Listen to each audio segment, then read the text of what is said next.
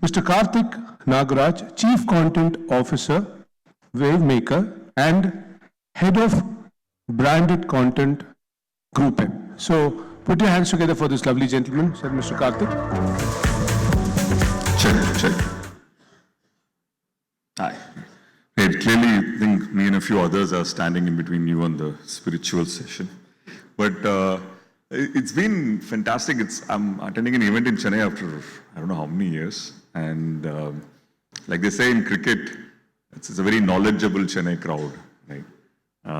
But I've had, the proof of that has been the kind of conversations we've had with many of us on the corridor.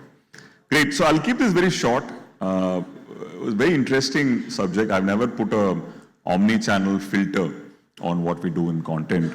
But hopefully over the next 15 minutes, I should be able to talk to you about some of the learnings we've had over the many experiments we've done with brands across India, across sizes and across categories. There's no particular reason why it is 7 content provocations, but the positive provocation is the theme for Wavemaker overall. So went with that. I thought I'll start with the fundamentals, right? That's a great place to start any provocation. So the first one was, if you technically go back to how we've been looking at marketing and communication, the belief is always that the product creates the experience, right? And the experience then creates a reputation, and the reputation creates the brand.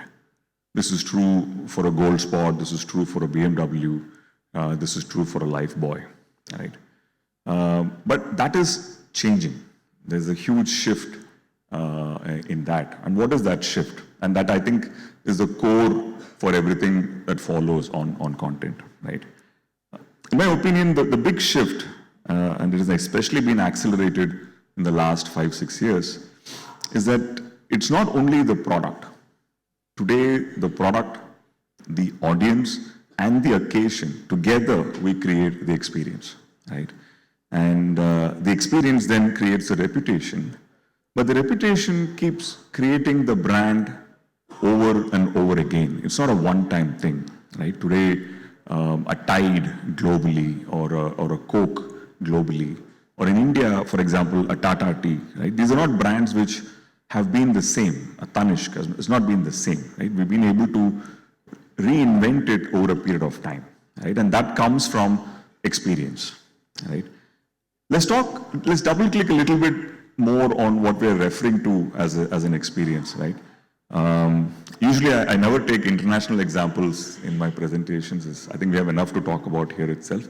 But there was one particular case study which I thoroughly enjoyed.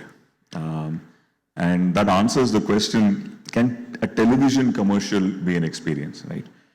So I'll start with an international example and then, go to an Indian experience that we've had. Can we play this video, please?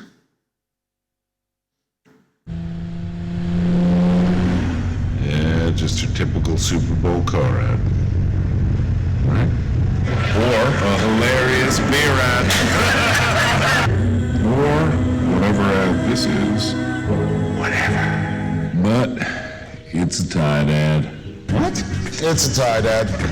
What makes it a Tide ad? There are no stains. Look at those clean clothes. What else would this be an ad for? Diamonds? A gift that lasts for a time. Cold, refreshing. Tide ad. Fall into the sleep of your... Tide. Tide ad. And stream up. Tide. Tide! Meet the all-new. No, it's a Tide ad. Tide. So, does this make every Super Bowl ad a Tide ad? I think it does. Watch and see. Hello again, ladies. Is your man the kind of man who would climb the height... I'm in a Tide ad. Nice pants. Get off my horse. Tide ad. Beautiful. Like a Tide ad.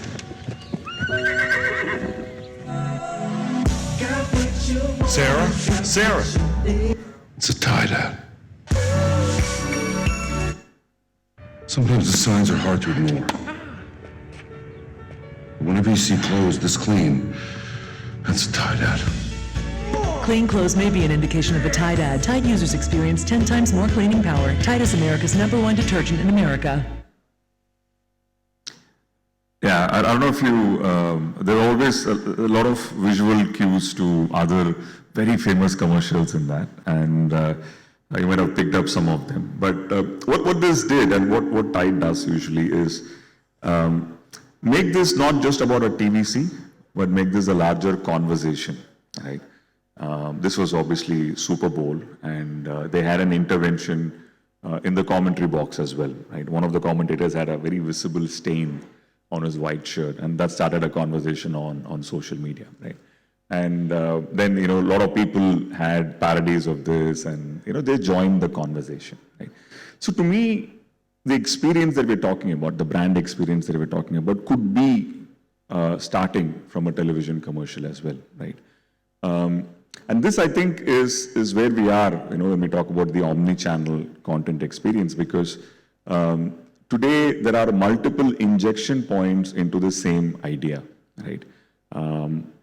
What I'm going to play next for you is something that we had done with Cadbury's, and it's of course not funny. It's much more serious, but it does do the same thing, which is start a conversation. And then take it across in many different channels. I'll let you see it, and then I'll talk to you about that journey. Yeah, could you play this video?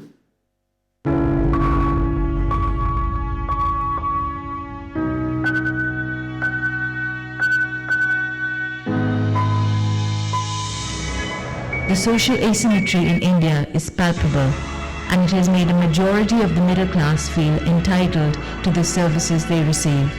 With one of the highest power distances in the world, India has become less generous as a society. Cadbury believes in the inherent generosity in people, often needing nothing more than a nudge, a gentle reminder that humanity trumps everything else. We tried to kindle that spirit with 2 words: thank you. We replaced the iconic Cadbury Dairy Milk branding with a thank you in not 1 but 8 languages. At a time when people weren't buying chocolate for themselves, we encouraged them to buy one for someone else, someone they'd left unacknowledged. Dhananjay, Amit, Prashant, Paul, Ramesh और मंगेश, हम सब की कामयाबी के पीछे बहुत लोगों का हाथ है, और इन लोगों को कोई नहीं पहचानता। तो इस बार हम खेलेंगे इन्हें थैंक यू बोलने के लिए।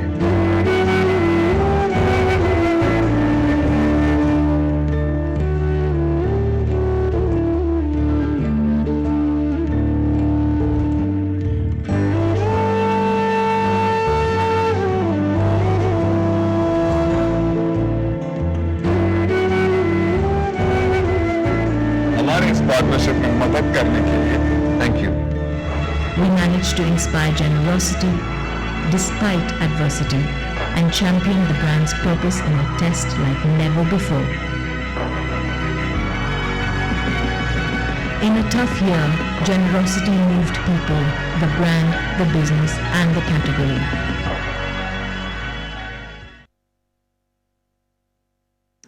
Yeah, I think a majority of you would have probably seen the other campaign that we done for Mondelez, which is winning all the awards, which is the Shah Rukh Khan ad. But this one was particularly interesting because essentially at the core of this is a sports marketing idea. Right? This is what we wanted to do with the Cadbury's Mumbai Indians sponsorship, right? Which is basically the front thigh trouser sponsorship, right? Now, what do you do with that is what makes this particular communication interesting, right? So one part of that is we did something on ground, right? So the people who are the ground staff, Cadbury's was enabled a great experience for them, right? Where they and their families could stay in the same hotels as the players were staying. On television, what you saw also was activated during match days. I don't know if you remember this was the previous IPL. On matches where Mumbai Indians were playing, you will see a segment where somebody in the support staff or somebody in the ground staff is being celebrated, right, is being acknowledged. And then there was, of course, a lot of social media content in this, and there was the television piece to this as well, right? So the first provocation is basically that, right? The experience that we are creating in one medium, it could be TVC as well, then permeates across multiple. Yeah.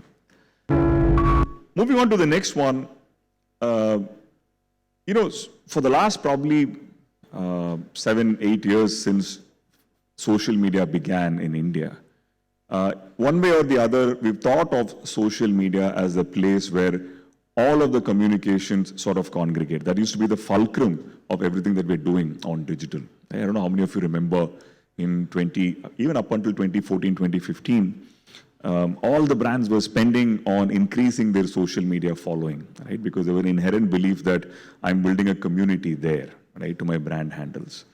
Something has changed in the last 3 to 4 years, right? So today, social media is not the hub of all content for a brand. Advocacy is. Influencers and creators are, right? You know, what you see here is, and there are many examples of this, and don't take this against the brand. It's a brand with a fantastic social handle. You know, but we created this excellent piece of content with a very famous actor, and then, you know, you post it on the brand's handle.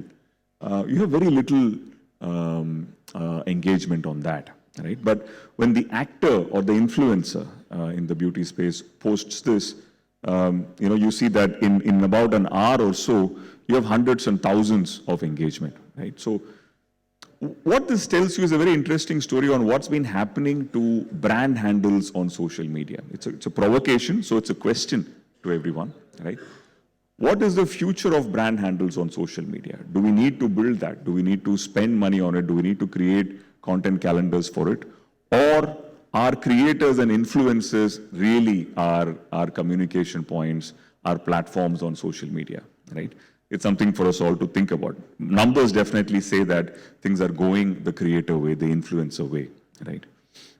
No one is as excited about following a brand as they are about a creator, right? And this is manifesting itself in many different ways. I have only 20 minutes, so I'm not playing the video of this case study.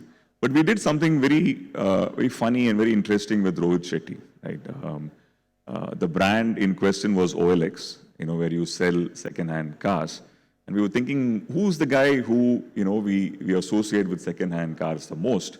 And someone on the team said that, of course, Rohit Shetty, because he blows up so many cars, right, in his films.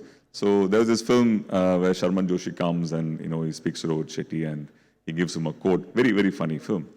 It's fundamentally celeb content, you know, started off as an influencer piece of content, but it goes on into becoming performance content for the ad, for the brand, right? The brand uses it in its social handles. It becomes your display campaign on commerce. It becomes your display campaign on mobile ads, so on and so forth, right? So influencer content is being extraordinarily fluid, and that's a sub-segment of what we're talking about, right? The other part of it is also that one of the very important roles for influencers is to create a cultural relevance. I'll give you 2-3 examples before I play this video.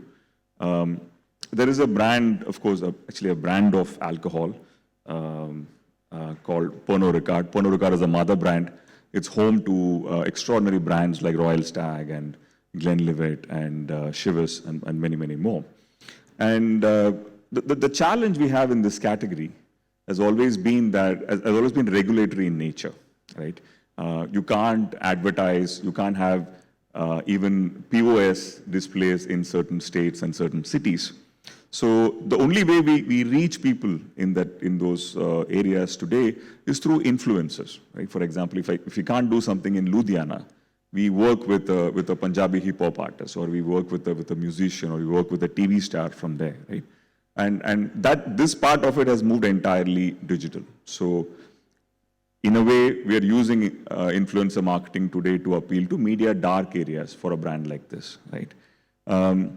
But there are other areas where we are bringing cultural relevance, right? For example, Netflix I don't know how many of you know this, but a lot of Netflix content is today available in Telugu and in Tamil.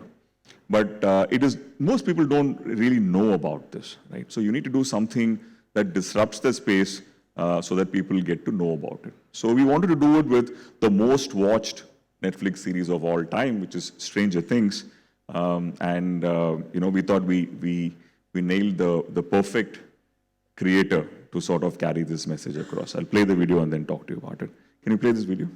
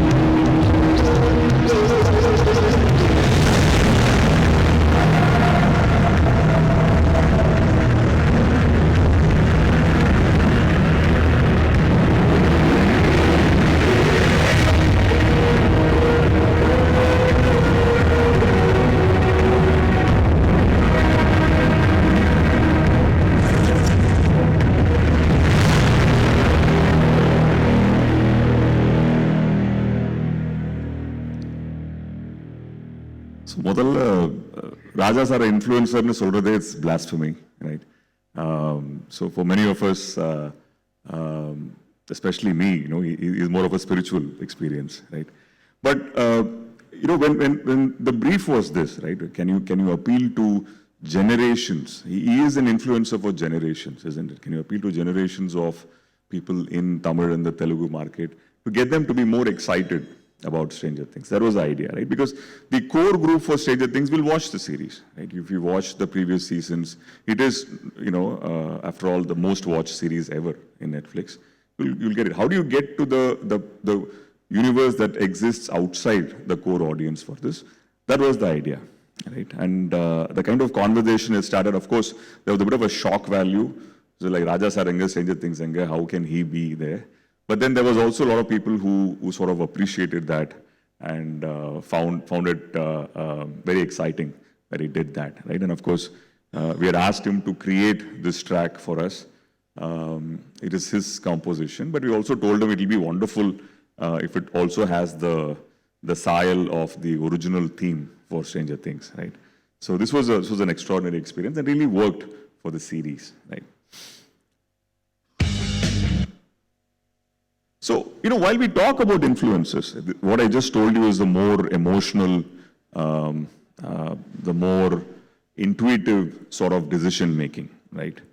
To have Raja sir do this for this audience. But 90% of the decisions we make today on advocacy, on influencers, is data-driven, right? And we just did this analysis that when it comes to a choice of an influencer, the choice of a content, at every decision point today at GroupM, there are at least 100 different variables at play, 100 different data variables at play, right? And what are these data variables is all the boxes that you see here. This is the larger family of data variables. But it is not just about demographics and location and category. It's also about brand safety, right? Today, the choice of an influencer also depends on how genuine is that influencer's following, right? We have a lot of codes that we use for that, a lot of signals we use for that. If an influencer has a sudden surge in followership, or a lot of influencers' followers are from one particular pin code, or if the gender skew seems very, very unreal, right? These are all signals to the system to say that maybe the following of this influencer is not great, right? So we made some very, very wise decisions by taking the data-first approach to influencer marketing, right? And I think that really is the change. On one hand, it does take away from the beauty of advertising, right? It's not an intuitive decision anymore. It's all data-driven. On the other hand, it helps our brands get more bang for the buck, right? Which is, I think, more important than anything else. Another shift that is happening is also, as we're talking about influencers, this is important, that previously it used to be about influencers driving commerce, right? I speak to an influencer on Facebook, I speak to an influencer on radio for that matter, and that person talks about how I need to buy or test or sample a particular product. Today it's changing a little bit, right? Today I'm actually, as a marketer, trying to influence the purchaser at the point of sale, at the commerce platform, right? At the e-commerce platform. So the shift really is, how do you move from commerce on influencer platforms to influencers on commerce platforms? And this is a very real shift, right? I'll share with you a couple of examples. Many of you would have heard of this. There's a phone brand called Nothing. And what they had done is they had hyped up, the product over probably a 2-3 week period, entirely only on celebrities and influencers, right? And it was available only in one platform, which is Flipkart. And in just 1 hour, they had sold out their entire inventory, right? So this is what you call as social commerce. You can call this whatever you want. But that is the power of I'll keep this short. That's the power of advocacy at commerce, right? You can play probably a few seconds of the other video, and I'll talk to you about it. The video on the right.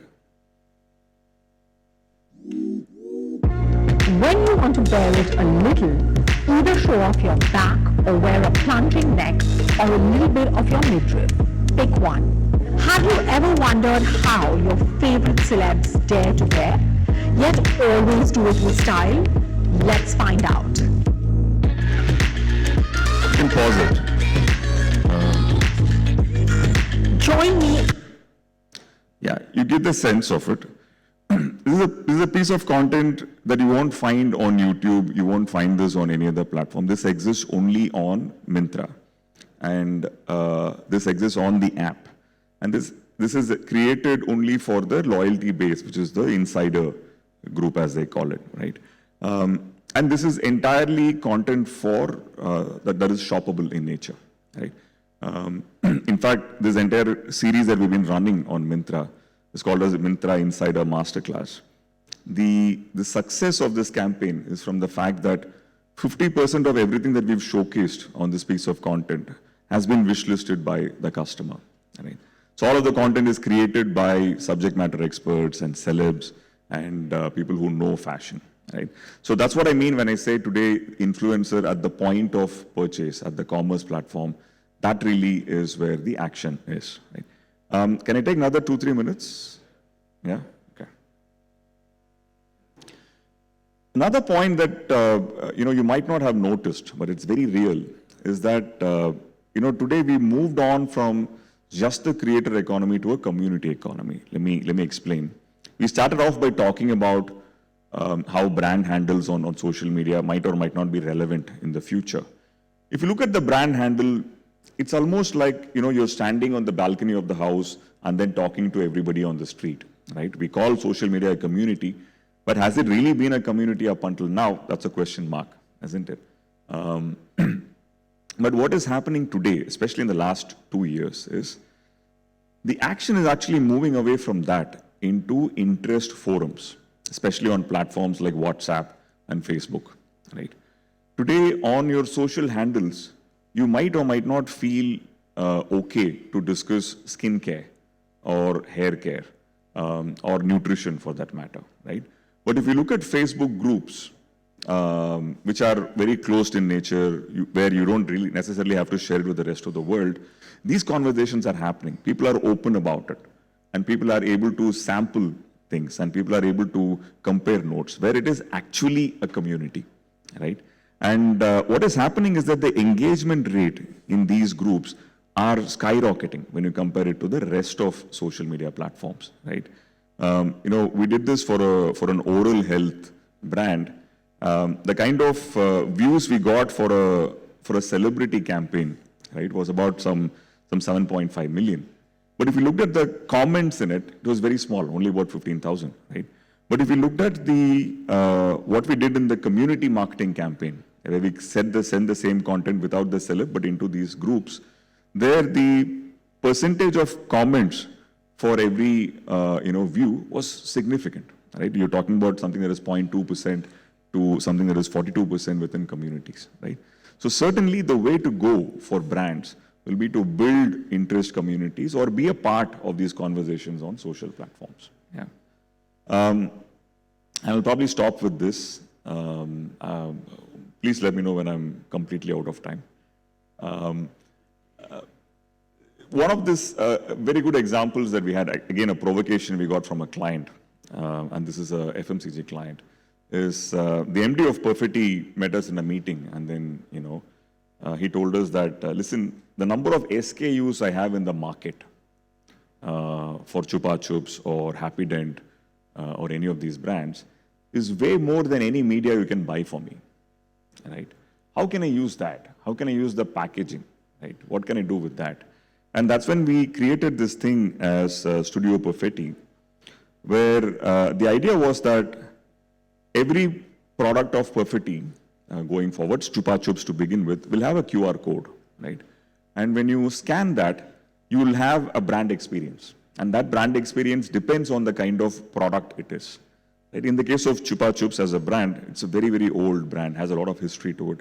It's all about having fun, it's all about gaming, right? So that will be the kind of brand experience.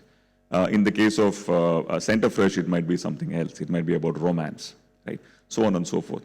So what this did was, when we tried this, we created an AR gaming piece on the Chupa Chups packaging. We found that it created extraordinary engagement, right? We had just in the first month or so, 1.5 million gameplays. And what was interesting is every gameplay was more than 2 minutes long, right? You can just play this video for just a few seconds.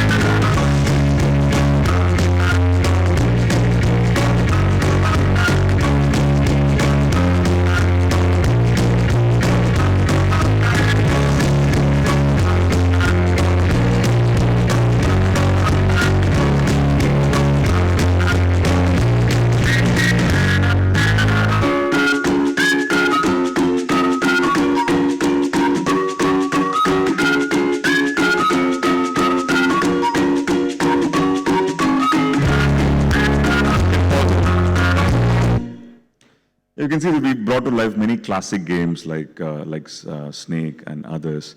And this is what Chupa Chup stand for. But the point I'm trying to make is, imagine the possibilities of this, right? Today, you don't really need media, to drive your audience. Your product packaging, your SKUs can be that portal which will give them the brand experience. And what can we do with it? One, of course, is you can personalize this to when a person opens, in which part of the country it opens. We can personalize it from language. The other thing is also, it gives you an extraordinary first-party data element, right? One of the things we don't have in first-party today is points of consumption. What you see on screen is something that we create as a brand association map, right? The way you want to read this graph is the things in the smallest circle is a very close association. And then as you move to the next concentric circle and then the next concentric circle, the association is little lesser, right? So what this basically tells you is, when people talk about Nike, what do they talk about? What are the words they associate? What are the competitors' names that they associate? And what are the product attributes that they associate, right? Today, you can create this and use this as a goalpost, a dynamic goalpost, and see how much you're moving the needle, right? For example, if a Titan wants to be less of a watch brand and more of a fashion brand, right?